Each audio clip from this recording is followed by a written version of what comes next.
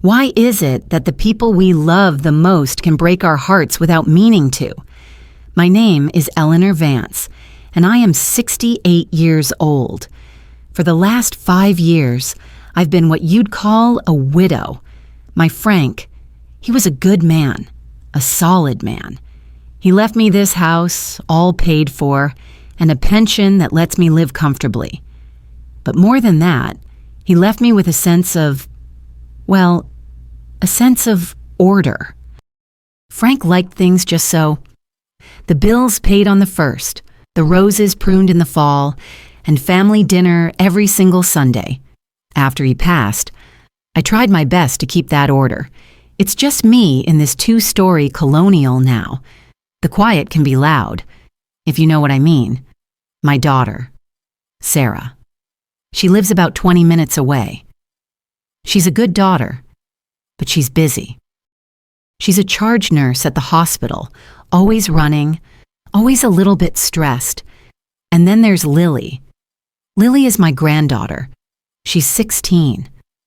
And if I'm being honest, if a grandmother is allowed to have a favorite, she's it. When she was little, she was my shadow. We'd be in the kitchen, me rolling out pie crust, and she'd be right there on her little stool, her hands covered in flour, her laugh like a little bell. She told me everything, every scrape, every schoolyard crush, every silly little dream. She was my girl lately, though, 16 is a hard age, I know that. The phone, it's like it's glued to her hand. The music she listens to sounds like a dryer full of rocks. And the visits, they got shorter. The conversations got thinner. How's school? Honey, fine. Seeing your friends, yeah. Everything, okay? It's fine. Grandma, gosh. That was the new word. Fine. It was a door slamming shut, a wall going up. And I told myself, Eleanor, that's just teenagers. She'll come back. I'd bake her favorite lemon poppy seed muffins, and she'd peck me on the cheek, grab one, and disappear back into her phone. I missed her. Lord, how I missed her. My life wasn't exciting, but it was mine. It was my garden, my romance novels, and the Sunday dinners I still insisted on. My world was small, but it was safe. It was predictable. Until that Tuesday, it was a gray, drizzly afternoon. I was in the kitchen, wiping down the counters, just listening to the old clock tick in the hallway. The house was empty. I'd been to the bank that morning to pull out cash. I always keep a little emergency money in my purse, a few $100s tucked into the zippered pocket inside. Frank always said, "You never know." It made me feel secure. My purse, it's an old thing. Brown leather, soft as butter. Frank gave it to me on our 25th anniversary. It's got a heavy brass clasp that makes a very specific click. The doorbell rang. I was surprised. I wasn't expecting anyone. I opened the door, and there was Lily, just standing there, her hair damp from the drizzle, her hoodie pulled up. "Lily," I said, my heart giving a little jump. "What a surprise, sweetheart." "Are you okay? You're soaked. Get in here." "Hey, Grandma." She shuffled inside, not meeting my eyes. "School let out early. Teacher conference or something." "Well, it's wonderful to see you. You want a muffin? I just baked some." "No, I'm okay." She just stood in the entryway, awkward, jittery. Can I use your bathroom?" she asked, her eyes darting toward the hall. "Of course, honey. You know where it is." She walked down the hall, but she didn't go into the bathroom. She stopped. My purse was on the little console table by the stairs. I always put it there when I come in. A habit. I heard the click. That heavy, brass clasp. My blood went cold. It was a sound I knew better than my own breathing. Lily, I said, moving from the kitchen into the hall. And there she was, my granddaughter, my sweet, precious Lily. Her back was mostly to me. Her hand was deep inside my purse, not in the main part, in the zippered pocket. I must have made a sound, a little gasp. She froze. She pulled her hand out, and clutched in her fist were 2 blue and green bills, a 50 and a 20. She turned, very slowly. Her face. Oh, her face. It wasn't my Lily. It was a stranger, a pale, terrified stranger with wide, guilty eyes. We just stared at each other. The only sound was the clock ticking. Tick, tock. And in that moment, my whole safe, orderly world just shattered. My own granddaughter, stealing from me. I looked at this girl I thought I knew, this child I had rocked to sleep and baked cookies with, and only one question burned in my mind. Why? What could possibly have happened to make her do this? I didn't know it then, but that single, awful question was about to pull me into the darkest, most painful journey of my life.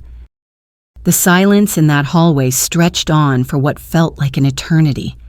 The $70 were crumpled in her fist. Lily, I whispered. My voice didn't even sound like my own. What are you doing? Her face crumpled. The guilt was replaced, instantly, with a hard teenage defiance. It was a mask, but it was a cruel one. I was just looking for a Band-Aid, she snapped. A Band-Aid. In my wallet. My hand was shaking. I pointed at the money. Lily, don't you lie to me. You put that back. You put it back right now. Tears welled up in her eyes. Hot, angry tears. I don't know what you're talking about, she yelled. She threw the money, not into the purse, on the floor. The bills fluttered to the carpet like wounded birds. I hate it here, she screamed, and she ran. She yanked the front door open and was gone, sprinting down the wet driveway before I could even take a breath. I stood there, my heart pounding so hard I thought it would burst out of my chest. I sank down onto the bottom step of the stairs. I looked at the money on the floor. I looked at my purse, still hanging open, violated. My first obstacle wasn't Lily. It was myself. My mind raced, trying to find any other explanation. Maybe I left the money out. Maybe she thought it was hers. Maybe I'm getting old. Eleanor, maybe you're confused. You're seeing things. I wanted, more than anything, to believe that. I wanted to believe I was the one who was wrong, because the alternative was that my granddaughter, my Lily, was a thief. I picked up the money and put it back in my wallet. I zipped the pocket, I closed the clasp, click, but it didn't feel safe anymore. Nothing did. I spent the rest of that day in a fog. I tried to garden, but I just stared at the weeds. I tried to read, but I read the same page 4 times. I had to tell Sarah, my daughter. She would know what to do. She was logical. She was a nurse. She fixed things. I called her that night. My hands were trembling so badly I could barely dial. "Hi, Mom," she answered, her voice tired. "Long day. What's up?" I took a deep breath. "Sarah, something happened today. It's Lily. She came by after school." "Oh, that's nice." "No, honey. It wasn't. Sarah. I caught her. I caught her taking money from my purse." The silence on the other end of the line was heavy. Then, Sarah's voice came back, but it wasn't tired anymore. It was sharp, cold. "What did you just say?" "I said I caught Lily stealing $70. From my wallet. Mom, no, absolutely not. You're mistaken. Sarah, I saw her. Her hand was in the zippered pocket. The money was in her hand. No. Her voice rose, and it was an accusation. You're confused. Mom, you're always misplacing things. You probably left the money on the table and she was picking it up for you. You're 68, Mom. Your memory isn't what it used to be. Tears stung my eyes. It was like a physical blow. Not just the denial. The attack. I am not confused. Sarah, I know what I saw. Well, you're wrong. Lily is a good kid. She would never do that. How dare you accuse her? How dare you accuse me of raising a thief? You were probably dozing. You probably dreamed it. I was not dozing. I can't listen to this, Sarah said, her voice shaking with anger. You're lonely. Mom, I get it. But you can't just invent these horrible, vicious stories to get attention. Don't call me with this nonsense again. She hung up. I sat there, the phone buzzing in my hand. I had been violated by my granddaughter, and now I was being abandoned by my daughter. I had never, in my entire life, felt so completely and utterly alone. This was my new reality. I was the crazy old woman, the liar, the accuser. Everything that could go wrong, did. The next Sunday, for the first time in 5 years, there was no family dinner. Sarah called and said Lily was sick and that she had to work. The excuse was so thin it was transparent. I was being punished. I was being cut off. The days turned into a week of that loud, awful quiet, a week of me pacing my house, replaying that moment in the hall over and to. Was I wrong? Was I losing my mind? This internal battle was eating me alive, but I knew what I saw. My anger started to replace my self-doubt. A cold, hard anger. This wasn't just about $70. This was about the lies. This was about my daughter thinking I was senile. This was about the girl I loved turning into a stranger. I knew I couldn't let it go. If I let this go, I wasn't just losing my money. I was losing my family. The escalation came from a place I never expected. I was cleaning my bedroom, dusting the high shelves, when I decided to organize my jewelry box. It's a big mahogany one Frank gave me. I don't have much of value, just sentimental things. I opened the top, and my hand went to the little velvet tray where I keep my favorite locket. It was a simple, oval, gold locket. Frank gave it to me on our first anniversary. It had a tiny, faded picture of him from when he was in the service and a picture of me at 19. The velvet slot was empty. No. My heart stopped. I tore the jewelry box apart. I dumped it upside down on the bed. Every earring, every brooch, every chain, it was gone. It wasn't just gone. It was taken. I sank onto the bed, the cheap costume jewelry scattering around me. This wasn't a teenager grabbing cash for the movies. This was something else. This was something dark. The locket was worth maybe $100 for the gold. But to me, it was priceless. Lily knew about that locket. She used to ask me to open it so she could see the young grandma and grandpa. Now, I wasn't just fighting my daughter's denial. I was fighting a terrible, cold dread. Who was my granddaughter? What kind of trouble was she in? I didn't call Sarah. I knew what she'd say. You lost it, Mom. You're just blaming Lily. I had to find out for myself. I felt like a detective in my own home, which was a horrible, violating feeling. When did Lily have access to my bedroom? She hadn't been here for a week. But before that, she'd come over, claiming to look for a book I'd borrowed.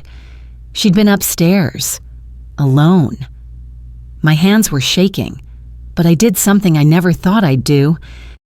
I went to Sarah's house when I knew she was at work and Lily was at school. I used the spare key I've had for 10 years. I felt like a criminal, my heart pounding as I let myself into the silent house.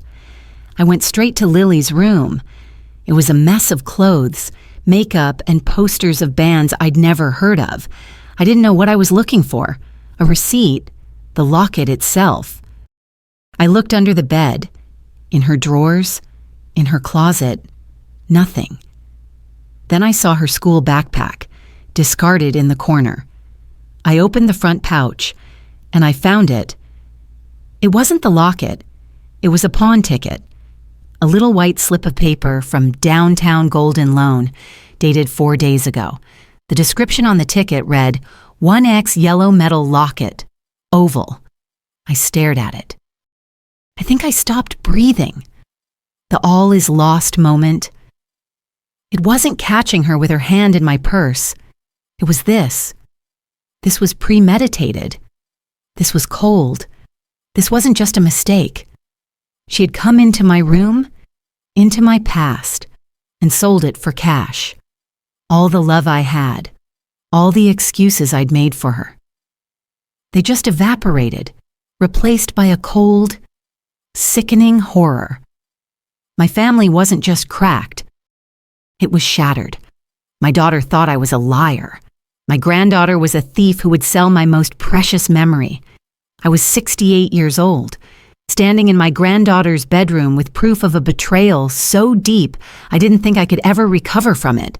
It seemed there was no hope left. The girl I knew was gone. My family was gone. I sat on her bed, holding that slip of paper, and I just wept.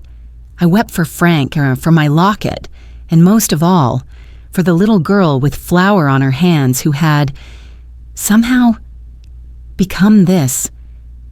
I don't know how long I sat there, but as the tears dried, something else took their place.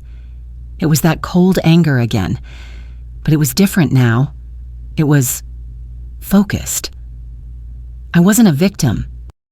I was not a confused old woman.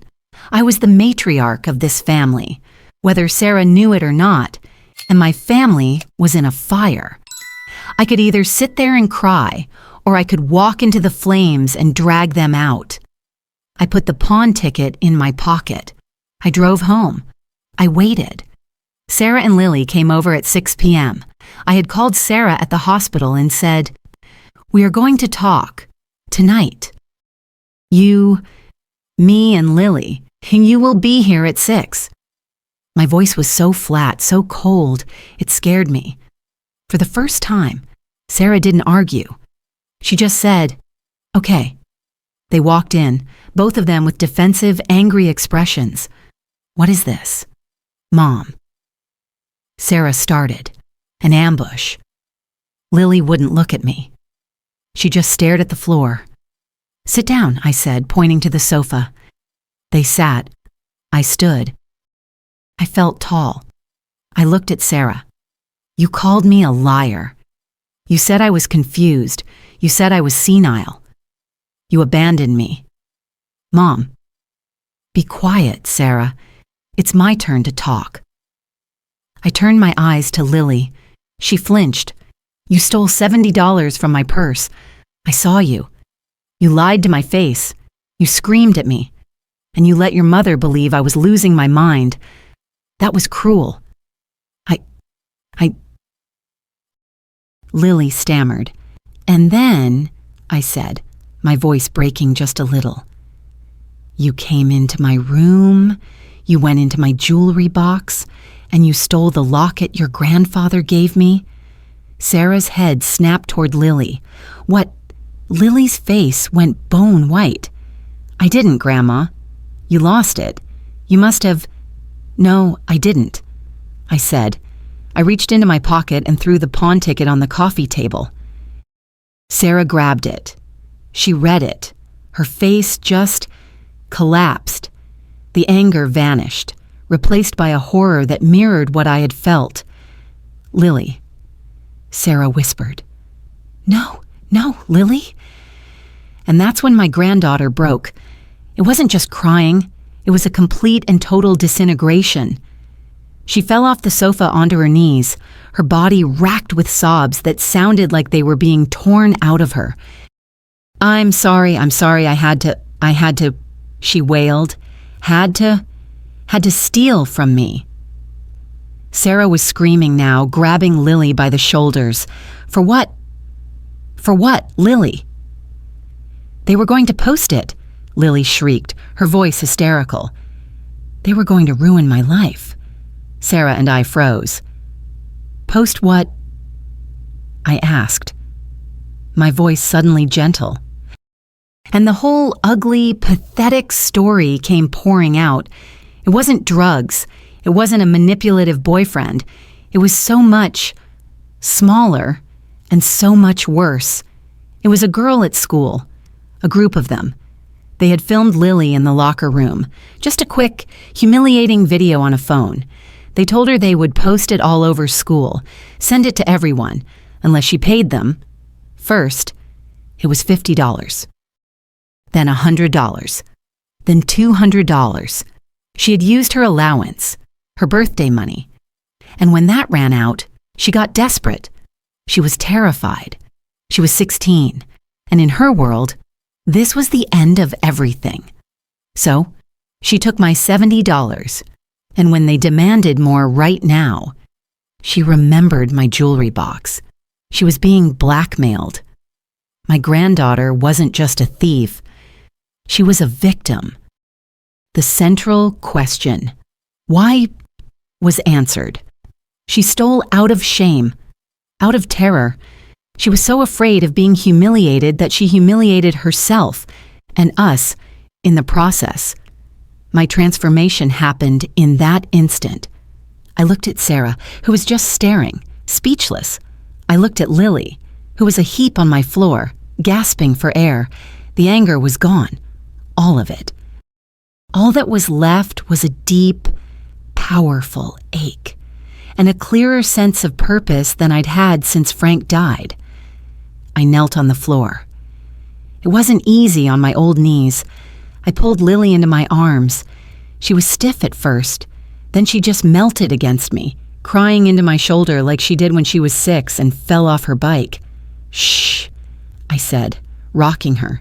Shh, baby, it's okay. We're here. You're not alone anymore. I looked up at Sarah, whose eyes were full of tears, tears of guilt, of shame, of fear.